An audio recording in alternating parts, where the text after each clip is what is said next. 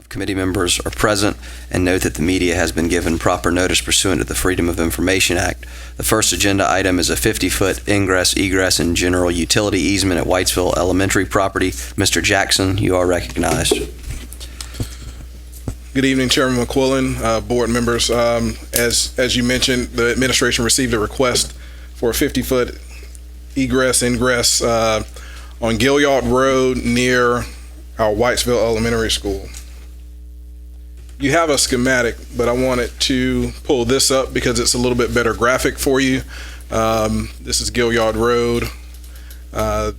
This is Whitesville Elementary. And this is the property owner here, and this is the location of this will be the location of the egress, ingress, that area. So it's after reviewing it, we don't believe that it would cause a problem to the operation of the school. So it's the administration's recommendation that we approve the transfer of the egress. We have a motion. I'd like to make a motion to grant Philip C. Obie a 50-foot ingress, egress, and general utility easement as identified by the survey plat of 0.398 acres dated April 10th, 2010 for 2nd St. John's Parish, Whitesville. Second. All right, is there any discussion? All those in favor, please respond by saying aye. Aye. All opposed? Motion passes. Moving to the second agenda item is permission to negotiate with the Nellie Homeowners Association. Mr. Jackson, you are again recognized. Yes, sir. Prior to the opening of Philip Simmons High School, the administration received a request from Nellie HOA requesting that we cooperate with them as they were attempting to create a pathway from the Nellie neighborhood to the Philip Simmons area, the Philip Simmons, the campuses. We believe it would be a good idea. This would be for pedestrians, bicycles, as well as a cart path.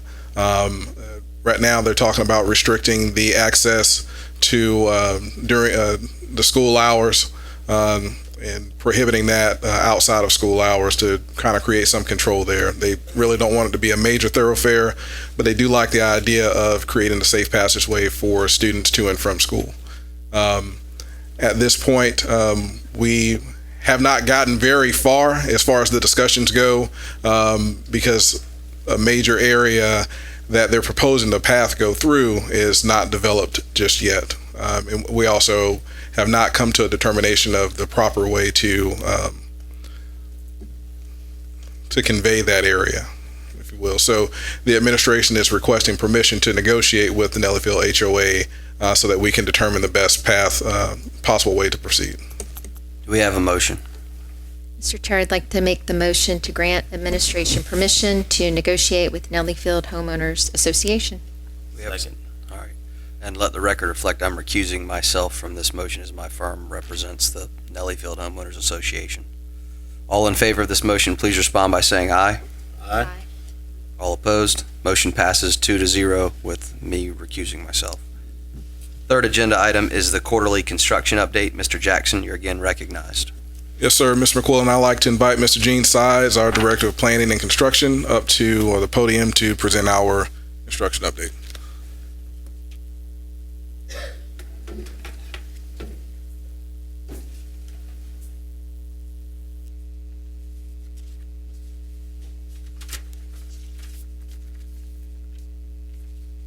Good evening, Chairman McQuillan, board members, Dr. Ingram. This is the quarterly construction update. As you can see, we're down to the final three projects, Berkeley Ed Center, Phase 1 and Phase 2, Fox Bank Elementary School, and Bowens Corner Elementary. Berkeley Ed Center, currently right now we're wrapping up the Phase 1 site utility. There was some site modifications that needed to be done prior to Phase 2 mobilization starting. We had to bore underneath the street for a tie-in to the water main for some fire suppression. As you can see in these photos, there's some selective demolition still ongoing and some site preparations for mobilization to Phase 2. Not to be deceptive, at the time of this presentation, the server went down, so this aerial is very old. But just to give you an idea as to orientate you to the building, the Area A's are classrooms, the two-story classrooms. Area B is the administration areas, and Area C is the cafeteria and kitchen areas. The current activities at Bowens right now is the above ceiling work in areas A and B are in progress for an OSF overhead inspection that actually occurred yesterday. The terrazzo installation is in progress on the second floors as well as on the first. LVT preparations, which is luxury vinyl tile, which is just a higher grade type of VCT, is in progress of installation in the classrooms. MEP ceiling work is in progress in the cafeteria, multi-purpose rooms, and bus loop and teacher parking areas are receiving current curb and gutter. Off-site work is being completed with the line offset and paving lift scheduled to begin at the half of the roundabout at the intersection of Williams Lane. As you can see, the ceiling grid is in. As I stated, the overhead inspection occurred yesterday on May 7th in the classroom areas. The inspection included all items within and above the ceiling grid. The inspection was to ensure that above ceiling items are fully supported and restrained, as well as do not conflict with each other during operation, as well as during a seismic event. The brick veneer installation is almost complete. There was a delay in one of the brick colors that was finally delivered the past couple of weeks, so it is on site. This brick will be installed in the areas that you saw on the previous slide that had some orange areas, which is basically the insulation. The terrazzo installation is in progress in the classroom corridors. As you can see, this picture in the top right is on the second floor where a final grinding is getting ready to start. The storefront frame installation is in progress with the glass installation following close behind.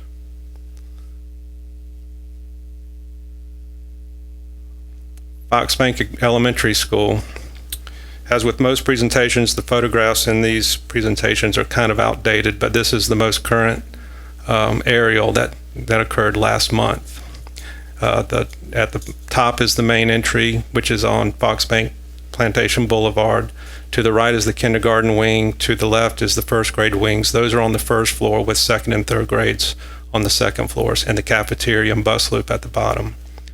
The current activities are the metal stair installations are complete in all areas, as well as some of the railings. Truss and dormer framing installation is complete. A metal roof deck and insulation and ice and water shield installation is in progress on all wings except the cafeteria, which has the metal roof completed. The bus loop and curb and gutter installation is in progress on the bus loop, as well as it started in the parent loop, which is up at the main entry. Kitchen quarry tile on the floor and walls are complete with permanent kitchen equipment installation in progress, because I just saw the equipment this morning being installed. The bus loop canopy installation is complete, as well as the parent drop-off, which is not shown in this area, but it's over at the kindergarten side. As I told you that some of these photos are outdated by the time this presentation's done, the first photograph in the top left was taken April 18th, and the next photograph directly to its right was 1 week later. I can honestly say that today that roof is complete. The louvers are installed. The roofing panels are scheduled to be going on in the next couple of weeks as soon as the insulation and ice and water shield is complete. The brick installation is 90% complete, with the exception of some of the areas in the back interior courtyard. The black areas are damp proofing that are soon to be accepting some metal wall panels, which are just an architectural accent with dissimilar materials. As you can see in these slides, this is the media center, as the metal panels are not completely on. That's in the top left. Terrazzo installation is going on in the corridors in the kindergarten and first grade. In the cafeteria, the terrazzo is complete. It received its final grind a couple weeks ago, and it will get its final polish before the school is opened. The bottom left is the main entry monumental stair, and then we have ceiling grids going in the classrooms and serving lines. And these are just some of the kitchen items that are currently being installed. The Fox Bank projects have had several obstacles to overcome. The project currently has experienced over 100 days of inclement weather that impacted the construction schedule, including some unforeseen site conditions that included unknown areas of buried debris and timber.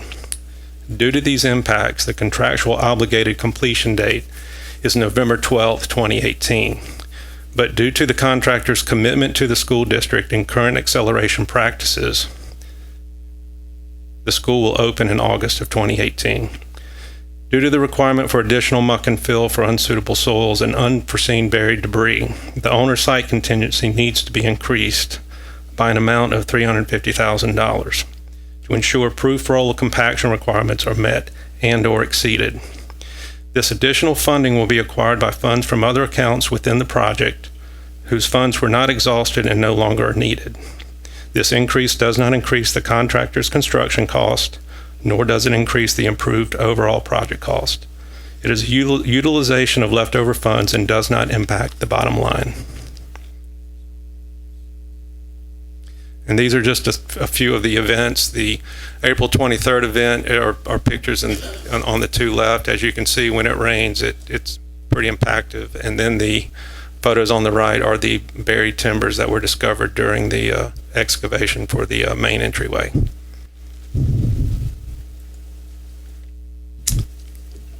Any questions? Thank you, sir. Thank you. The fourth item on tonight's agenda is the safety and security update. Mr. Jackson. Sir, Mr. McQuillan, I'd like to invite Mr. Tim Knight to the podium to give us our safety and security update.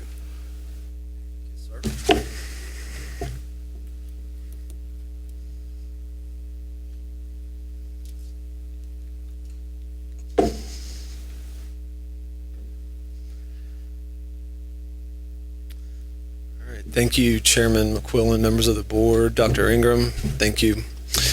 It's my pleasure to bring the spring safety and security update to you.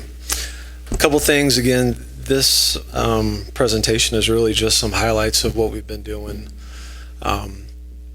Starting off with the BCSD, the app that we already have for the school district. We've been Ms. Riggers and her people, the technology people, we've been looking at if there's a way to put a tool in that app for anonymous reporting. We already have the phone anonymous reporting system. We've had that for a couple of years. That's been great. It's been successful. But I think if we were able to do this, then perhaps because of technology and everybody has a phone, everybody texts, we may get more tips and things. So if we were to have this tool in our app, it would be great for us. So Miss Diane and her people have been great with that. So hopefully we'll have that up soon. Definitely by next school year, we'll have that up and going.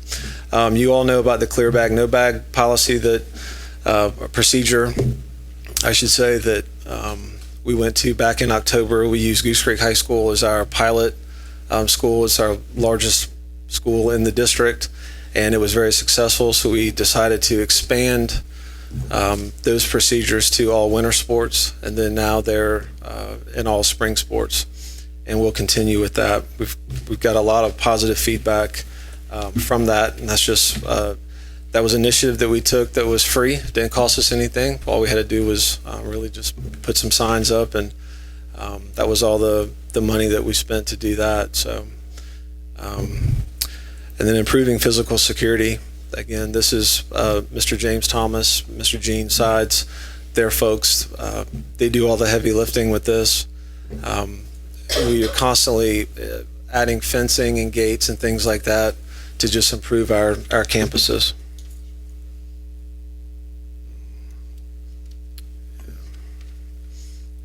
How do I go back? There was a picture on there that I wanted to highlight.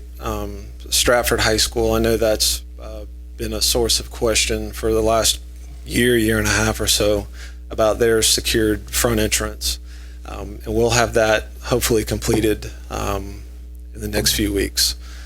The installation process is ongoing, so hopefully we'll have that completed here soon. Proactive training, that's what we call it. We like to get ahead of the curve, everything related to school security.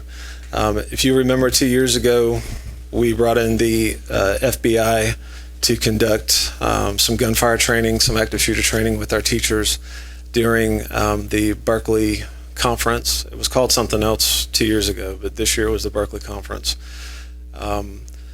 We were able to train 2 years ago about 350 teachers and administrators. It was the highest rated training for that day, and out of several hundred different training sessions that were going on, that was the highest rated training. That was the most, all the training that we've done, that's the one that all the teachers and staff, they can't get enough of. So we decided this year, since we were having the Berkeley conference again this year, to basically do it in-house. So we were able to partner with our county law enforcement agencies. We wrote our own lesson plan for that based on what the FBI did 2 years ago. But we were able to keep all that in-house and again train another 350 teachers. So that was very successful. And to answer the question that you asked earlier about that training position, this will be definitely one training course that he will be doing. You all know about the administrator self-defense injury prevention training that we've been doing the last couple of years. We were able to once again do that again this year for our principals, and we'll be doing our assistant principals here soon. The mass casualty kits for our school resource officers, that's something that we've been discussing for about the last year. Last spring we did the spring big full-scale crisis drill we did at Berkeley Intermediate, and that was, we simulated a tornado touchdown where we simulated damage to the building and multiple students were injured. During the debrief of that, the fire chief and county EMS director at the time, we were discussing what if this were to really happen, there's a possibility that our EMS units and fire personnel, they may be obstructed to actually get into our schools. So is there something that we can do in-house in our schools to provide care for our students and staff before EMS and first responders can get in? So what we did is we were able to acquire these kits for our school resource officers a few months ago, and we partnered with the sheriff's office over spring break, and they were able to provide about 4-5 hours of training to our school resource officers. And again, this summer when we do our SRO training, we'll hit that topic again. As you all know, we do 2 large-scale crisis simulations every year. This past November, we did our active shooter exercise at Cross Elementary School.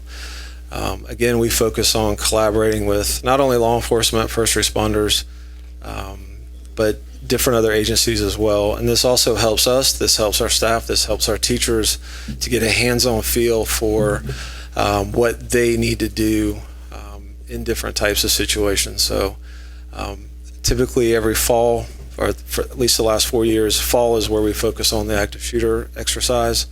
In the spring, it'll either be a weather emergency or, as we've done this month at Stratford and Berkeley, we did some intruder exercises.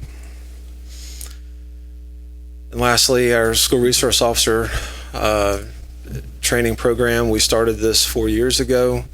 We'll once again be doing that this summer. Again, partnering with county agencies to help us with that training. Every agency that comes in to provide training for our SROs, they've never charged us a dime. So all of this training is free. Typically it's 4 or 5 days. And it's great because, as you know, we contract with 6 different law enforcement agencies. So it's great getting them all together for a week, getting everybody on the same page, This year we've had a few new SROs come into the school district, so this will be a great time to get everybody on the same page and get some good training in. So again, every year we do a full day of active shooter training and de-escalation, and we're going to focus at least a half a day on the mass casualty training aspect. Any questions?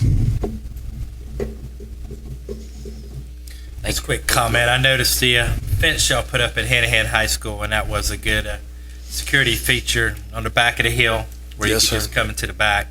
So just different security. It made a lot of sense. It's Mr. James Thomas and his people. They do a great job. Good job. Thank you. Sir, thank you. Anybody else? Thank you, sir. This time I'll entertain a motion to adjourn. So moved, Mr. Chair. Second. All in favor, please respond by saying aye. Aye. All opposed? We are adjourned.